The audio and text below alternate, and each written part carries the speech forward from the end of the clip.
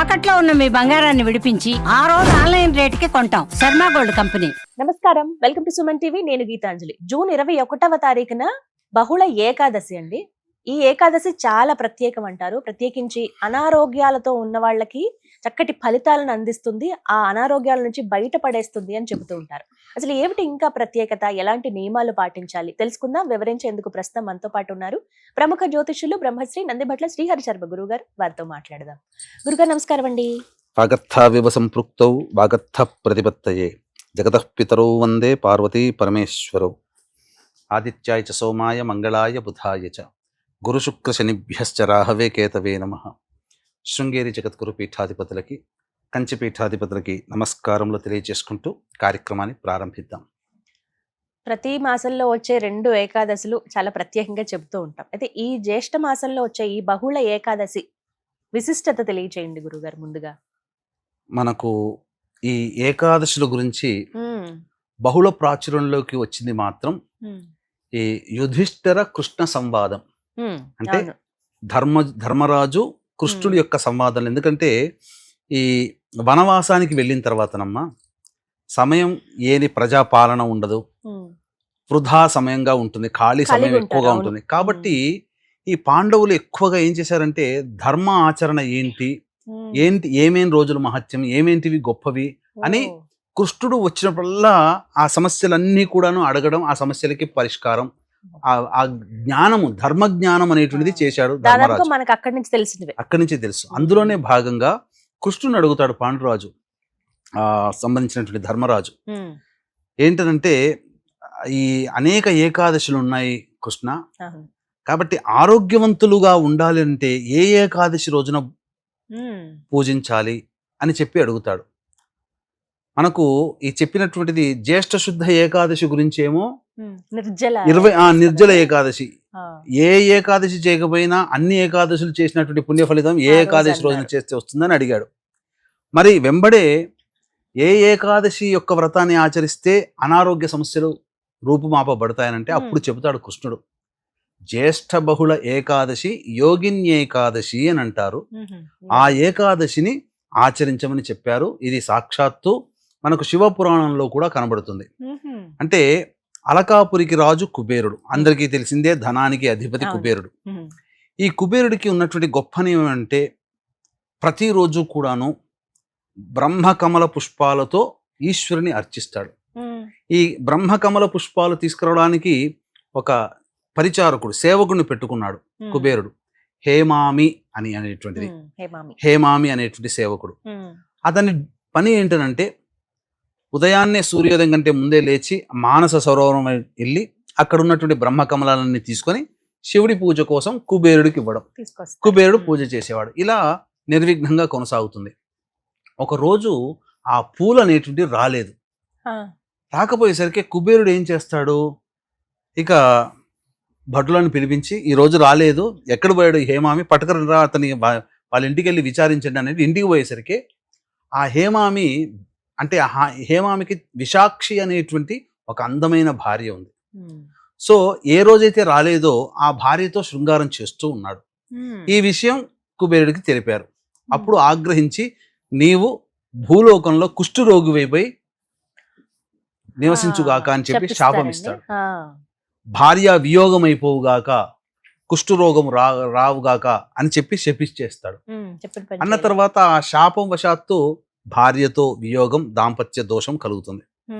అలాగే ఈ భూలోకంలో ఆ కుష్ఠరోగంతో పరితపిస్తూ ఉన్నప్పుడు తన యొక్క రోగాన్ని పూర్తిగా మాపేటువంటి శక్తి ఏ దీనికి ఉందని చెప్పి అనేక మందిని అడుగుతుంటే మార్కండేయ ఆశ్రమానికి వెళతారు.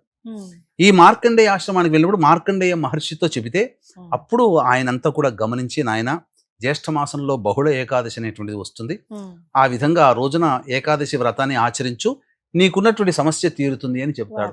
ఎంతో భక్తి ప్రపత్తులతో విష్ణు యందు చిత్తము కలవాడే ఆ హేమామి అనేటువంటి వ్యక్తి మార్కండేయ మహర్షి చెప్పినట్టు ప్రకారముగా ఏకాదశి అనగా జ్యేష్ఠ బహుళ ఏకాదశి వ్రతాన్ని తూచా తప్పకుండా ఆచరించినటువంటి కారణం చేత అతనికి సంపూర్ణమైనటువంటి దేహారోగ్యం కలిగింది.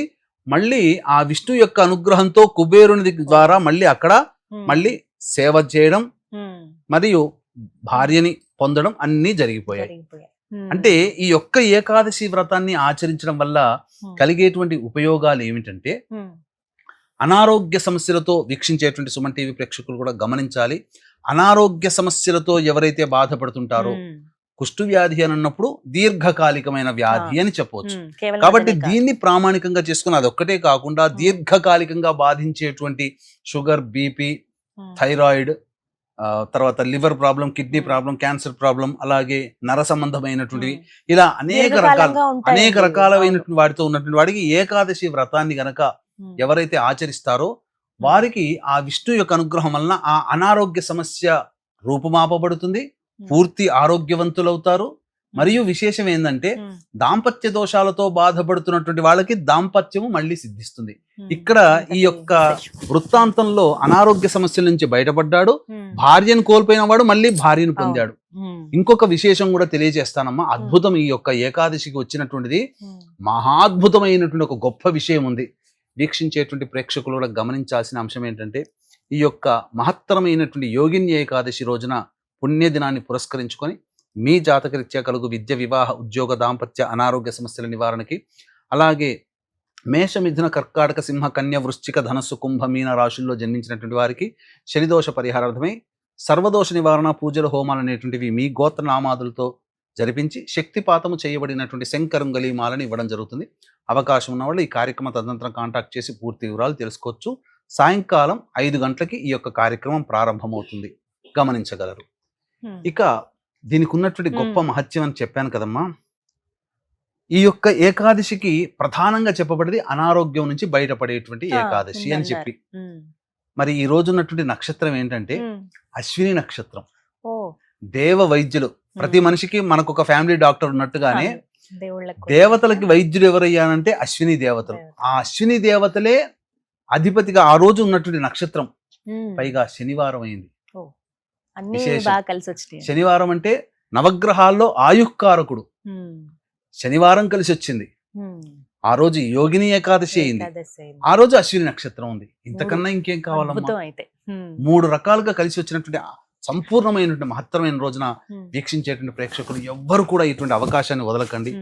పూర్తిగా నియమాలు ఎలా ఉంటాయి? నియమాలు, భోజనం చేయాల్సినటువంటి అవసరం, భోజనం చేయకూడదమ్మా. అలా అని చెప్పి కటిక ఉపవాసము కూడా ఉండకూడదు. ఎందుకంటే ఇప్పుడు దీర్ఘకాలికంగా అనారోగ్యాలు ఉన్నవాళ్ళు పాలు, పండ్లు తీసుకోవచ్చమ్మా. పాలు, పండ్లు తీసుకోవాలి కాబట్టి సదా విష్ణు నామ స్మరణ చేస్తూ ఉండాలి. నారాయణాయ నారాయణాయ నారాయణాయ అనుకుంటూ ఉండాలి. మామూలుగా ఆరోగ్యంగా ఉన్న వాళ్ళైతే అనారోగ్యంగా ఉన్నటువంటి వాళ్ళకి చక్కగా ఆరోగ్యం చెందాలనే ఉద్దేశంతో ఎవరైనా ఆచరించవచ్చు. వాళ్ళ తరపు పొద్దునే లేచి కాలకృత్యాదులన్నీ తీర్చుకొని చక్కగా ఇంట్లో ఆవునేతితో దీపారాధన చేసి తులసి చెట్టు దగ్గర కూర్చొని విష్ణు సహస్రనామ పారాయణం చేసి ఆ రోజున విష్ణు దేవాలయానికి వెళ్ళి సందర్శనం చేసుకొని ఆ రోజంతా కూడా విష్ణునామ స్మరణ చేసుకుంటూ మళ్ళీ ప్రదోషకాల సమయంలో మళ్ళీ దీపారాధన చేసి మళ్ళీ విష్ణు సహస్రనామ పారాయణం ఆ రోజంతా ఉండి తెల్లవారి ద్వాదశి తిథి వస్తుంది. ఆదివారం అయింది ఆ రోజున. ఆ ద్వాదశి తిథి రోజున చక్కగా ఆ రోజున మళ్ళీ విష్ణు సహస్రనామ పారాయణం తులసి చెట్టు దగ్గర చేసి అప్పుడు ఎవరైనా అతిథి అభ్యాగతులకు ఎవరికైనా అన్నదానం చేసి, లేదా బ్రాహ్మణుడికైనా ఇంకెవరికైనా కానీ అన్నదానం చేసి అప్పుడు కుటుంబ సభ్యులు కనుక భుజించి ఉన్నట్లయితే ఆ ఏకాదశి వ్రతాన్ని ఆచరించిన ఫలితం కారణం చేత తప్పకుండా అనారోగ్యం నుంచి బయటపడతారు. అంటే ఇదేదో సినిమాల్లో ఇలా చెప్పి ఇలా చేయబెట్టి ఇలా అన్నట్టు కాదు. ఏం జరుగుతుందంటే ఒక మంచి వైద్యుడు మనకు లభిస్తాడు మన అనారోగ్య సమస్య నుంచి బయటపడడానికి, లేదా ఒక మంచి మందు మనకు లభిస్తుంది. ఇలా ఏదైనా ఒక మంచి హాస్పిటల్కి వెళతాం, తద్వారా మనకున్నటువంటి అనారోగ్యం తగ్గిపోతుందని చెప్పవచ్చు. చక్కటి పరిహారం ఇది చేసుకోవడం కూడా, అంటే ఉపవాసమే దీనికి ప్రధానం. చక్కగా వివరించారు గురుగారు, ధన్యవాదాలు. సర్వం శ్రీ ఉమామహేశ్వర పరబ్రహ్మార్పణమస్తు.